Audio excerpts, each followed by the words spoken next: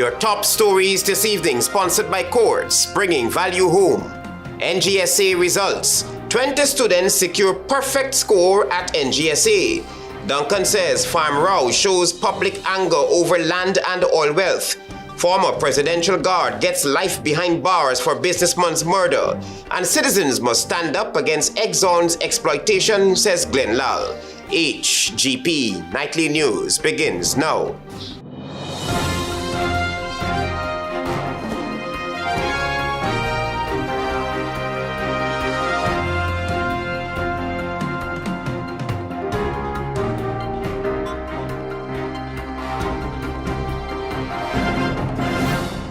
Good evening to our viewers here in Guyana and online. I'm Travis Chase with the Friday, July 10 edition of the HGP Nightly News. We have what you need to know this evening. Record-breaking. 20 of the nation's top performers all attained a perfect score at this year's National Grade 6 Assessment. Antonio Day opens a broadcast with this beautiful story. On Friday, thousands of Grade 6 students and their families in Ghana gathered in exhilaration as they celebrate their earned secondary school placements with the release of the 2026 National Grade 6 Assessment results, marking a significant milestone for over 15,706 students. Subjects such as English language, science, social studies, and mathematics all recorded individual passes of 73, 65.28, 65.3, and 59.8% respectively. Education Minister Sonia Parak celebrated this historic performance at this year's National Grade 6 Assessment, attributing it to the strategic investments, dedicated teaching, and collaboration among all stakeholders. Guyana's results have exceeded the regional benchmark. The NGSA 2026 results, which saw more than 15,700 candidates sitting the exam, has set a national record and elevated Ghana's academic standing in the Caribbean. This year, 20 students achieved the highest score of 484.52, marking a historic first with perfect scores across all subjects. Scores are standardized for fair year-to-year comparison. To enter President's College, Region 4 candidates need at least 470.3 marks. St. George's School of Sciences admitted 50 candidates who score over 85% in English, 80% in mathematics, and 78% in science, highlighting academic excellence. The cutoff points for the respective schools were Queen's College, 481.7, Bishop's High, 479.95, St. Stanislaus, 478.9, St. Rose's, 477.8, St. Joseph, 476.31, and President's College, 470.03. It was also announced that students will sit next year's NGSA on April 14 to 15, with results expected on June 25. Nightly News also spoke with some of the top performers from the respective regions. And tell us, how do you feel about your achievements? It's very exciting. And what was the process like in terms of preparation for the exam? Studies I want to be certified moving forward, and I have the past papers, the books for every subject. I was just studying every day, late night studying. I practice on a website called Guyana Exam Hub, which helped me a lot. I feel very overjoyed. What was the process like in terms of preparations for exams? It was mostly hard work and studying. And I know that your dad is by your side and he would have played a big part in that process. Yes. Preparations for the NGSA started from the lower grades and I worked up to grade 6, where I mostly focused on understanding content at different perspectives and working through past papers continuously. I never thought that I would get that I would tie for first place in the country or get a perfect score.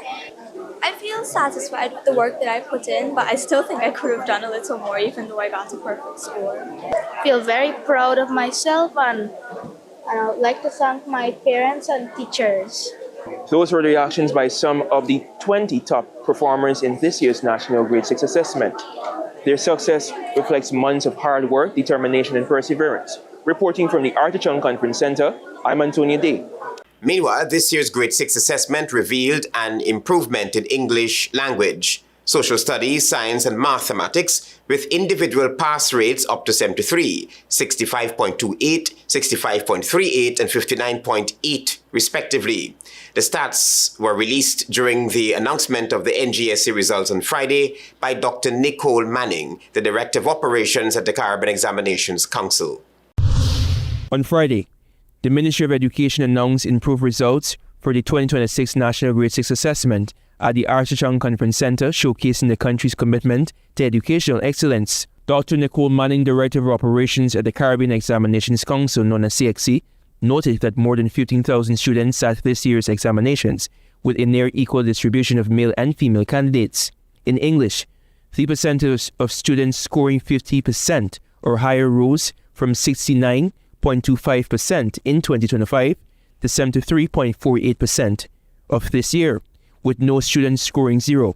Female students outperform males, with 70.38% of females scoring above 50% compared to 61.03% of males.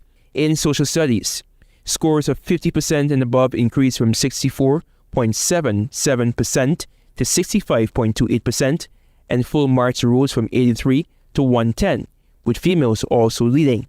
Performance in science also improved, with 65.38% of students attaining 50% or higher compared with 63.70% last year. The number of students earning perfect scores almost doubled, increasing from 227 to 417. We are seeing here a move from 63.70% to 65.38% of candidates earning 50% and above. Likewise, a sharp increase in the number of candidates receiving full scores for samples. Mathematics saw a significant improvement, with a pass rate rising from 55.5% to 59.8%, and full marks increasing from 627 to 720 students. It also had the lowest zero scores in 5 years. Dr. Manning highlighted consistent performance improvements across all subjects, indicating a strengthening primary education system in Guyana. Addressing concerns surrounding the late release of the results, Saddam Hussein, the ministry's chief education officer, explained that the timeline was intentionally adjusted to accommodate students who lost approximately 54 weeks of face-to-face learning during the COVID-19 pandemic. And when the exam is written, you add 10 weeks to that. And that's how we are here now. And this is just clarity for those who have been wondering and speculating why the exam results are coming out so late. Hussein hailed the achievements of what many refer to as the COVID-19 generation, noting that despite unprecedented disruption, students exceeded expectations. But today we rejoice. And I want to thank the head teachers. I want to thank the education officers, the regional education officers, because this is the culmination of your fantastic efforts. The government of Guyana was also praised for its continued investment in education throughout the pandemic and beyond. Antonio De reporting for the HGP Nightly News. A Partnership for National Unity's Member of Parliament Sherrod Duncan says public anger over President Irfaan Ali's reported Long Creek farm is not just about one property, but about ordinary Guyanese feeling locked out of land, wealth, and the country's oil-driven economy. Here's more. A Partnership for National Unity APNU's Member of Parliament Sherrod Duncan says the controversy surrounding President Irfaan Ali's reported Long Creek farm has tapped into wider public frustration over land access, inequality, and the way Guyana's oil wealth is being shared. Speaking during the party's weekly press conference, Duncan said the public reaction on social media shows that many Guyanese are angry. He pointed to allegations involving 150 acres of land and the reported $22 million investment, saying citizens are questioning how large tracts of land can be made available to those in power, while ordinary people continue to wait years for a house lot. Well, I am certain by now they are weighing their own options because they are out of ideas, and in very short order, they'll be out of time. You only need to look on social media and look at the response, as my colleague Dr. Dexter Todd pointed out, this whole issue concerning the 150 acres and $2.2 billion alleged investment. Duncan also suggested that the government is running out of ideas and time, saying public frustration is building. He claimed that citizens do not feel they are benefiting in the way they should from the oil economy. You know, the government, the powers that be, can arrogate to themselves hundreds of acres of land, and the normal house lot, the 0.06 something of an acre, cannot be even afforded to the ordinary Guyanese.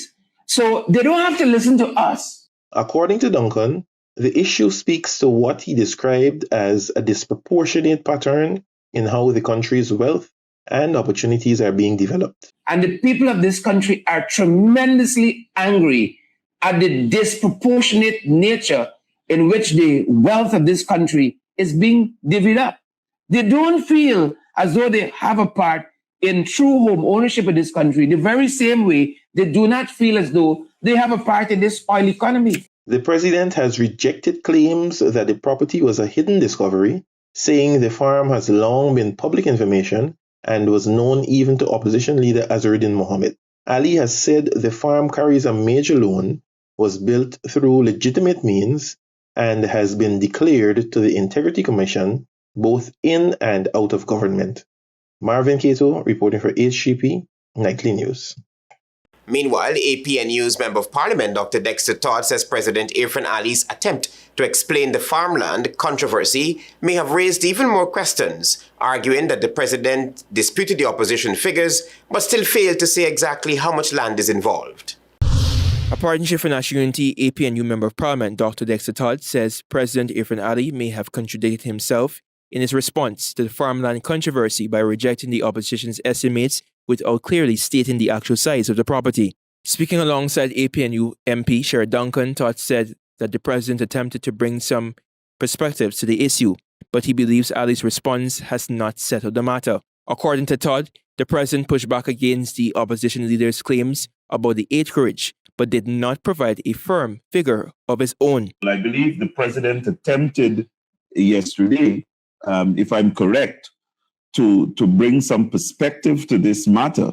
But I think he has further damaged his reputation in this entire fiasco. Todd said that gap has only deepened public concern, especially as other claims circulating publicly have placed the acreage even higher. And I think it heightens the whole call as to why the president should maybe step aside and allow a very thorough investigation in relation to this matter, because many of the questions have not been answered. Meanwhile, MP Duncan argued that public anger is natural when citizens see claims of large properties, developed estates, swimming pools, and major infrastructure connected to powerful figures, while ordinary families continue to struggle. The gravity of this situation, it is so enormous. And it goes to that very basic, fundamental right every human being has, to be housed and to be housed with dignity. President Ali on Thursday, in response to the public backlash, insisted that the same conditions that apply to other leased lands along the highway apply to his property, and accused Mohammed of exaggerating both the size and value of the farm. Antonio Day reporting for the HGP Nightly News. This is the HGP Nightly News. Stay with us. There is more news ahead.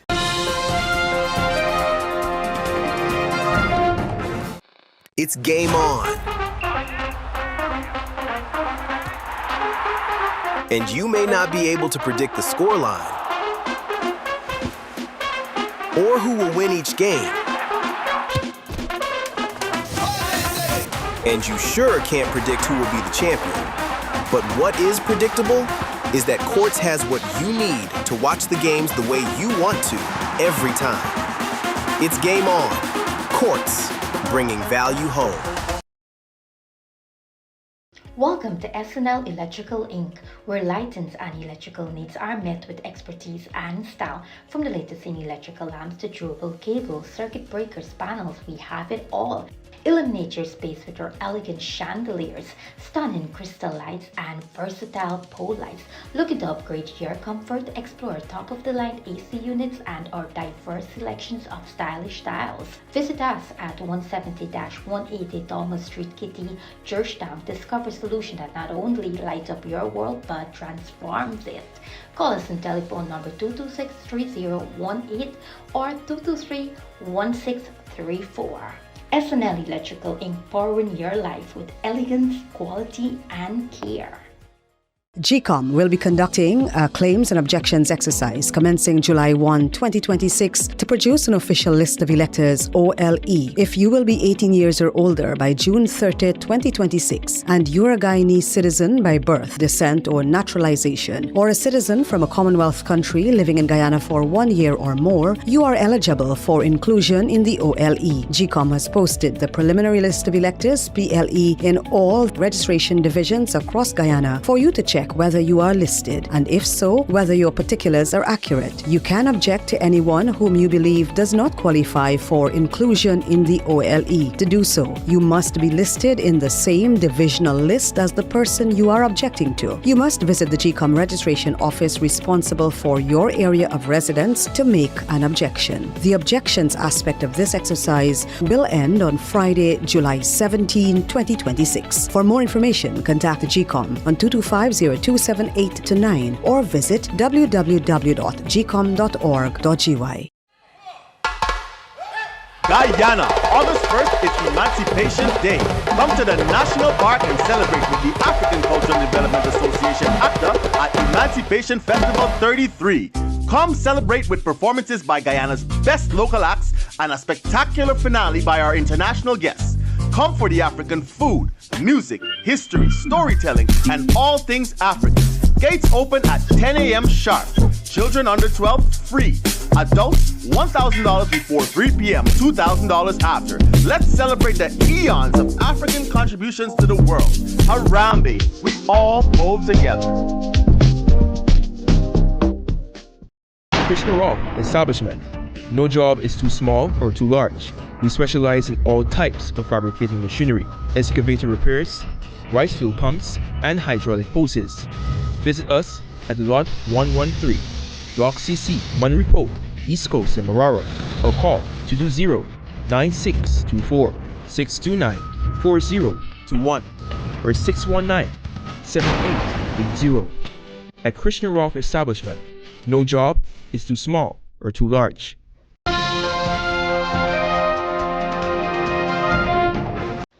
Welcome back to the HGP Nightly News. In the courts, a former presidential guard and ex-special branch officer has been sentenced to life imprisonment for the brutal murder of 21-year-old businessman Amit Singh during a planned robbery that shocked the nation.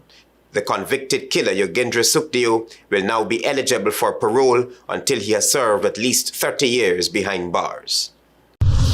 A former presidential guard and special branch officer, Yogendra Sukhdeo, has been sentenced to life imprisonment for the brutal murder of 21-year-old businessman Amit Singh. Justice Sandil Kisoon handed down the sentence on Thursday after Sukhdeo pleaded guilty to the murder.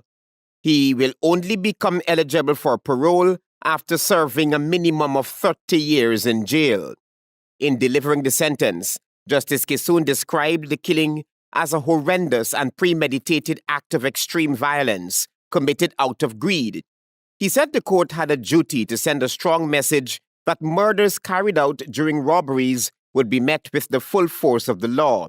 The court heard that Singh was lured to this house at Middle Road, La Penitence, under the pretense of purchasing a quantity of gold for his business.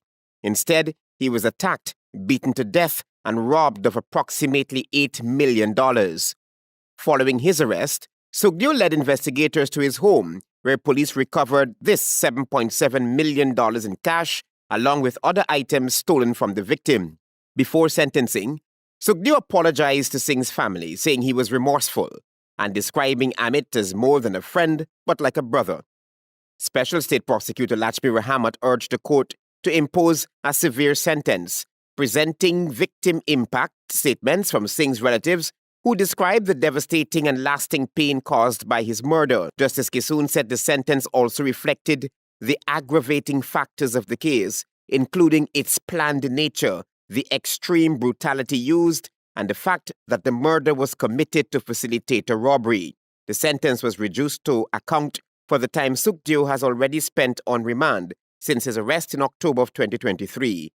Travis Chase, HGP Nightly News. In this focus on the oil and gas sector, you will hear that in early 2026, Guyana recorded nearly $2 billion in petroleum revenues, highlighting economic gains from offshore crude production. However, one political and social media commentator dubbed this a giveaway of the Kaichor, Stabroek and Kanji blocks, which should draw public scrutiny to the terms under which oil fields were allocated. Antonio Day is on this story. In the early months of 2026, Guyana experienced a notable surge in oil revenues, as official data shows deposits nearly $2 billion. The significant inflow of funds as outlined in the official gazette highlights the increasing economic benefits the country is experiencing from its offshore crude oil production. A clear breakdown of the revenue streams between January and June showed that $1.9 billion was credited to the Natural Resource Fund, known as the NRF, derived from profit oil and royalty payments linked to Guyana's offshore oil activities. Of the total, $1.779 billion, nearly 90%, came from Guyana's profit oil share, with $218.4 million from royalties. The Gazette reports $761.7 million in the first quarter and $1.2 billion in the second quarter, indicating rising petroleum revenues vital for fiscal stability. Guyana's achievement for nearly $2 billion in the 6 months marks a pivotal moment in economic development. These funds not only reflect the immediate value generated from crude oil production, but also reinforce the strategic importance of sustainable resource management as Guyana navigates its path towards prosperity. While the nearly $2 billion in petroleum revenues garnered significant attention and admiration from investors, political and social commentator GLEN offered a critical perspective. He highlighted what he described as the quote-unquote giveaway of the Kaichor, Stabroek and Kanji blocks, drawing public scrutiny to the terms under which these valuable offshore oil fields were allocated. A US $1 trillion asset that would have transformed the landscape of this nation and uplifted every Guyanese had they been negotiated properly and sold. That is not what Guyanese are worked up over. LALL accused oil conglomerate EXXONMobil Guyana constantly profit markups while exploiting the government, which he asserted continues to turn a blind eye. The concerned citizen said all Guyanese should be concerned about these occurrences. Screaming over President Ali Chicken Farm is the centerpiece for them. Yes, that will get them somewhere. Still accepting 2% royalty from Exxon. GLEN urges citizens to also protest against the exploitation of Guyana's natural resources, arguing that the deals for the Kaichor, Stabroek and Kanji blocks represent significant losses and that public outcry is essential for accountability. Guyanese are not roaring, protesting, or putting up a fight over that. Imagine the whole country getting shafted daily, inside out. Not an investigation of how Exxon shafting the country daily, but an Ali farmhouse. Antonio Day reporting for the HGP Nightly News. Chancellor of the University of Guyana, Sir Ronald Sanders, has announced that considerable progress has been made in the search for a suitable candidate to fill the post of Vice Chancellor. Marvin Cato reports. The University of Guyana has announced advertisements for the position of Vice Chancellor, and this attracted 27 applications from Guyana, the wider Caribbean, Canada, and India. The search committee, after an initial review, reduced that number of applicants to 15 candidates for further consideration. The committee then sought the assistance of professors and other university specialists in the United Kingdom to help assess the academic credentials of the candidates and to support the preparation of a final shortlist of 5. The 5 candidates shortlisted will now move to the next stage of the process, which will include interviews and the public lectures before a final decision is made. The Chancellor reminded that the post of Vice Chancellor is of critical importance to the future of the university and to Guyana's national development. He noted that the university must produce graduates with the skills, competencies, and adaptability required to serve a changing and growing economy, while also strengthening research, innovation, and professional training. Sir Ronald Saunders announced that between the 31st of July and the assumption of the office of a new Vice-Chancellor, the University of Guyana will be managed by a 3-person team drawn from the university's staff. This interim arrangement intends to ensure continuity in the administration of the university while the final phase of the selection process is completed. The Chancellor reaffirmed the University Council's commitment to a fair, transparent, and merit-based process, and said that the public will be kept informed as the search proceeds. July 31st brings an end to Dr. Paloma Mohammed Martin's 6-year tenure as Vice-Chancellor of the University of Guyana. Marvin Cato reporting for HGP Nightly News. Thank you, Marvin, for your reporting. Stay with us. There is more news ahead. Planning a cleanup? We can help. Sevon's Waste Management skip bins can be provided for home renovation projects, yard cleanup, or construction project. It's simple. Step 1, give us a call. Step 2, we put down the bin. Step 3, load it up with all of your junk. Step 4, we take it away. That's simple. Bins are also available in various sizes, so there is no job that is too big or too small. Call Sevon's Waste Management today at 218-1455. Whatever your dream is, Republic Bank can help you make it happen.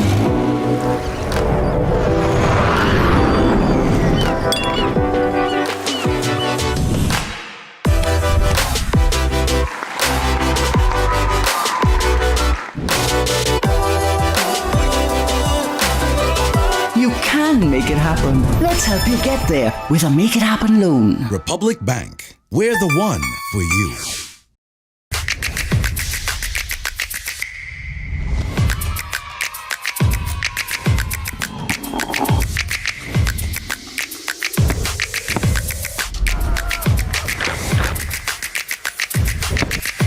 They're scampering through for the single. Is this the victory? Yes, it is! Wherever we play, the energy lives. ExxonMobil Guyana Global Super League.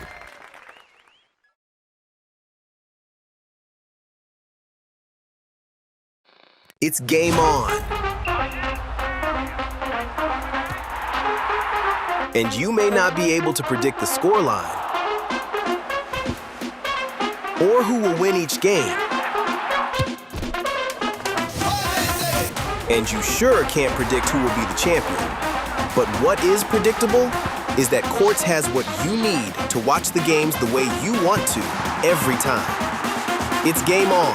Quartz, bringing value home.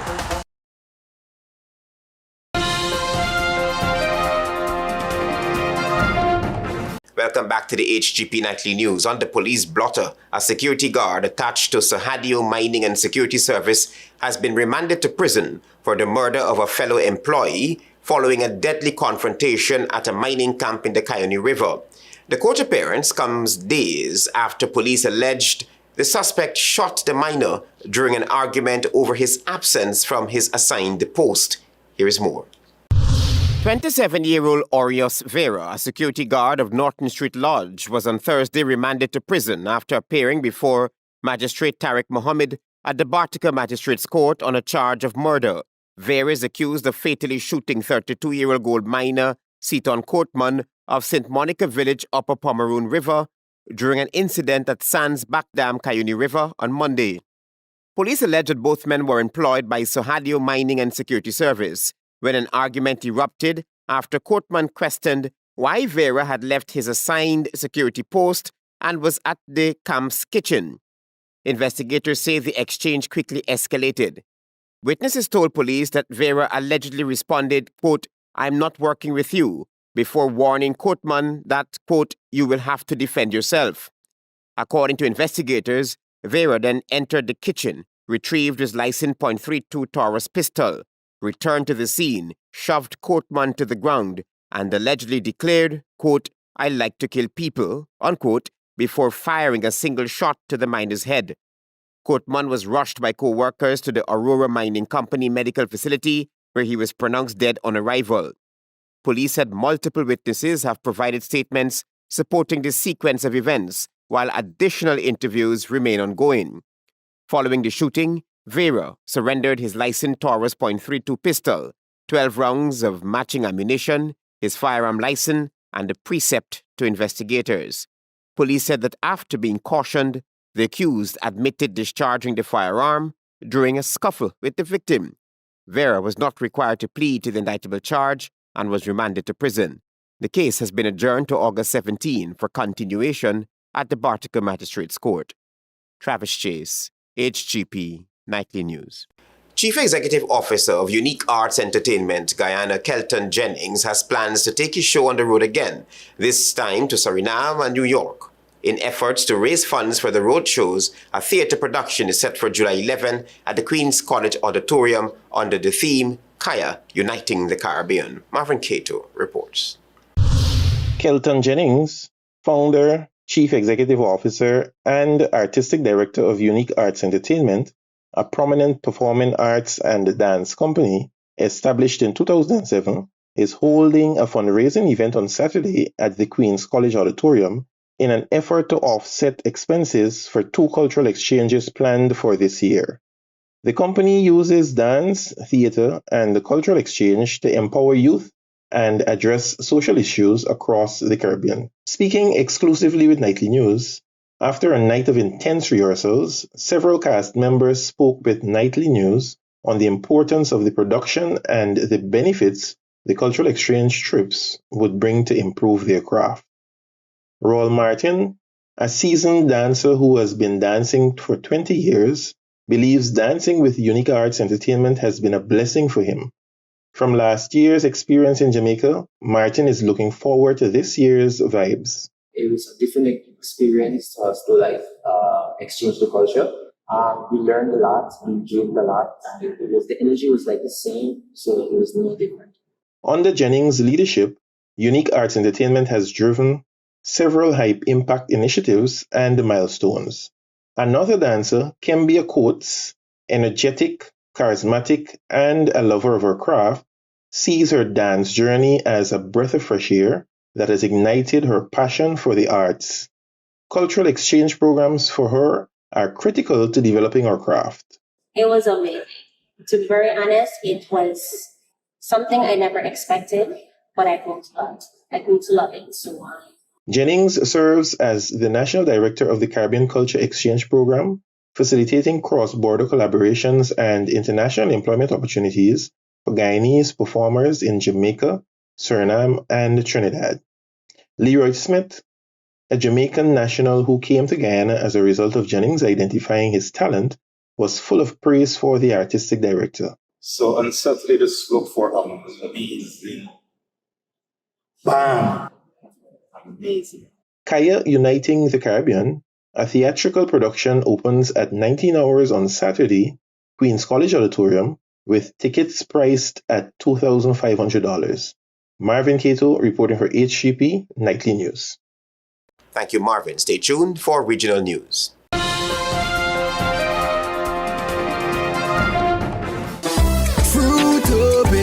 Fruitopia, it's a drink that's hype. Citrus punch, fruit punch tastes nice. Guava, pineapple, that give me a vibe. We no want nothing less compared to the rest. Fruitopia the best. Quench any thirst when it comes to the test. Perfect thing for my lunch. Flavors pack a punch. Fruitopia, it's a drink that's hype. Citrus punch, fruit punch tastes nice. Fruitopia, the drink that rocks your lunchtime. Hey, Stumpy, I don't feel I don't go away when y'all don't eat me food, you know. Y'all got fair wash your place because I did my nails.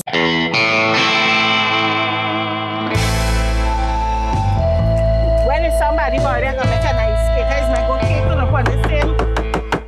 Madam, I got a call from the people in the community and they said you are disturbing the peace. You're smelling up the place and you're doing something, but your food always seems to smell good. Peppies, you get the best on these things. These things just make you cook good. I want these things and I'll carry them for evidence. I love all of you.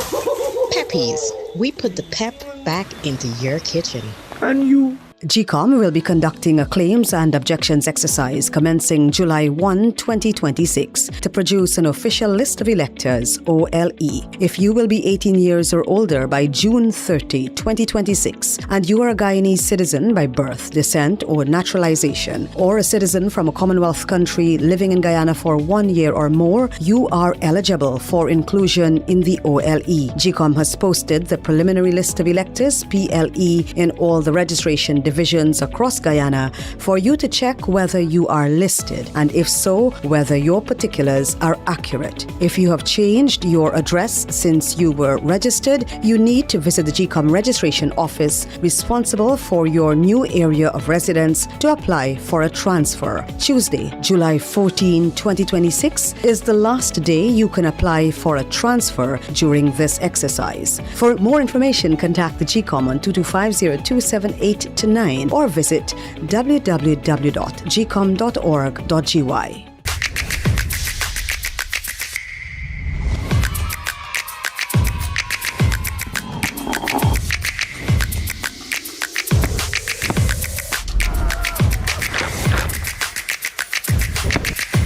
They're scampering through for the single. Is this the victory? Yes, it is! Wherever we play, the energy lives. EXxonMobil Guyana Global Super League.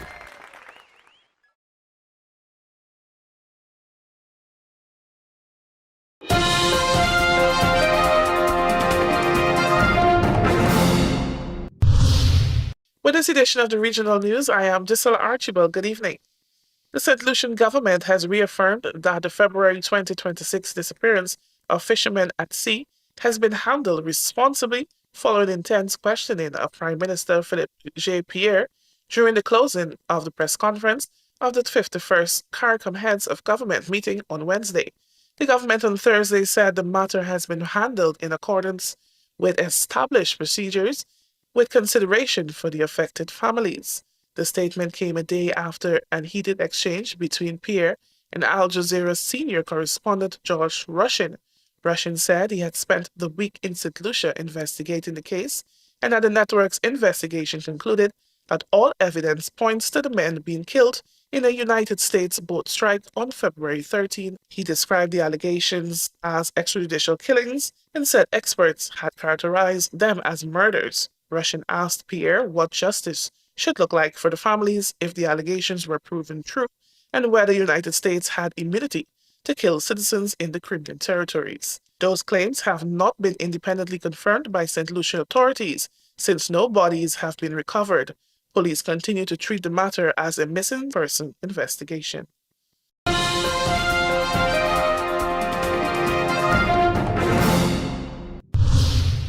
The government of Haiti has dispatched a humanitarian medical mission to Venezuela to assist victims of the devastating twin earthquakes, despite the economic and security challenges facing the French-speaking Caribbean nation. The mission, led by Haitian's Minister of Public Health and Population, arrived in Venezuela on Tuesday with a team of 29 physicians and specialists and 5.5 tons of medical supplies to support the recovery efforts. Venezuela is continuing to grapple with the aftermath of the twin earthquakes that authorities say killed 3,685 people, injured more than 16,700 others, and left thousands missing. Officials said the medical team will remain in Venezuela for as long as needed to assist with emergency healthcare services and support ongoing recovery efforts.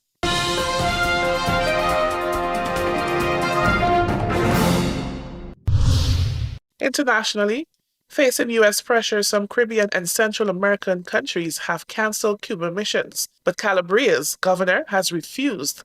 The U.S. has long criticized Cuban program and called it a moneymaker for the socialist government that the Trump administration has isolated and sanctioned and wants to see changed. Italy's southern Calabria region is the rare place in Europe where Cuba sends medical professionals under a long-running program that the United States wants to stamp out. Over 200 staff remote hospitals for decades have worked in developing nations such as Gambia and Venezuela, skilled in providing care with scarce resources. And that's the news to the moment. Thank you for joining us.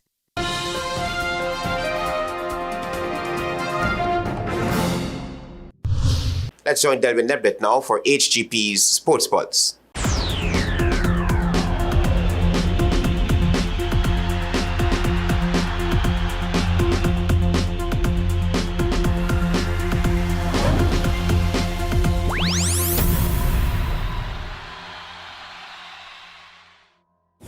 Good evening, Guyana. I'm Delwin Neblett with your HGP TV Sports Pulse for today, Friday, July 10, 2026. We begin tonight with motor racing. Trinidadian Zachary BOODRAM created history at the South Dakota circuit as he smashed the overall track record during Thursday's practice session ahead of round 3 of the highly anticipated GT Challenge de las Americas. BOODRAM unleashed his Lamborghini Huracan GT3 Evo 2 with a scorching time of 1 minute 13.10 seconds, astonishingly eclipsing the previous mark by more than 2 seconds. The South Dakota circuit is set to come alive on Sunday as the GMRNSC hosts the largest motor racing event in Guyana's history. Inter-squash action commenced in the 2026 Caribbean Area Squash Association Junior Championships in Tortola earlier today. Guyanese players Zayn Ali and Zion Hickerson both won their opening matches in straight sets, as Jude Gobin secured a hard-fought 3-2 victory over Carter Farmer of Barbados. Other victories for Team Guyana on opening day came in favor of Alexis Arjun, Joshua Verwey, Shiloh Azrigado, Egan Bulkan, and Jibril Ali. Moving into basketball, action continued in the FIBA AmeriCup 2029 Caribbean pre-qualifiers at the Cliff Anderson Sports Hall in Georgetown on Thursday. Team Guyana bounced back from their opening day loss against the Turks and Caicos Islands to secure a dramatic 75-73 victory in overtime against Antigua and Barbuda. Kevon Wiggins was outstanding as he scored every point in the extra period and finished with a game-high 24 points in the hard-fought victory. Earlier in the day, the Turks and Caicos Islands defeated Dominica 81-64, Barbados defeated Haiti 91-68, and the Cayman Islands defeated Grenada 77-68. Inter-cricket action took place in the first of 3 one-day internationals between the West Indies women and Ireland at the Brady Cricket Ground in Magheramason earlier today. Batting first after being sent in, Ireland women were bowled out for 269 in 49 overs. Amy Hunter-Top scored with a well-played 96 as Afi Fletcher was the pick of the bowlers for the West Indies, taking 4 for 49. In response, the West Indies women reached 270 for 1 in just 38.4 overs on the back of a masterful knock from captain Hayley Matthews, who remained unbeaten on 159 from 123 deliveries. Guyana's rising star Liliana Grimman added a brilliant 91 from 107 deliveries in the commanding 9-wicket victory. Match number 2 in the ODI series between the West Indies women and Ireland is scheduled to be played at the Brady Cricket Ground in Magheramason on Sunday. Finally, in cricket, action commences in the 5-match ODI series between the West Indies and New Zealand at the Guyana National Stadium in Providence on Saturday. Commencing at 14 hours 30, the Windies will be looking to defend home turf and get off to a winning start in the highly anticipated contest. Led by Captain Shea Hope, 4 Guyanese players will feature in the West Indies squad, who will be in pursuit of their first home series victory against New Zealand since July 2012. That's it for this edition of the HGP TV Sports Pulse. I'm Delwin Neblett reminding you to stay in the game.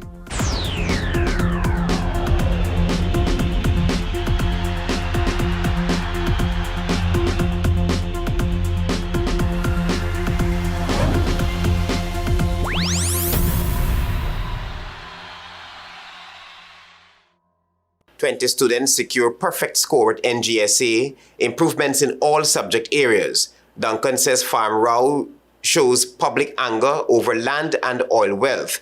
Former presidential guard gets life behind bars for businessman's murder. And citizens must stand up against EXXON'S exploitation. Much noise over President Ali's farmhouse, says Glen LALL. Those are our major headlines. For these stories and more, please go to our website. It's www.hgptv.com. I'm Travis Chase. Thanks for watching. Goodbye.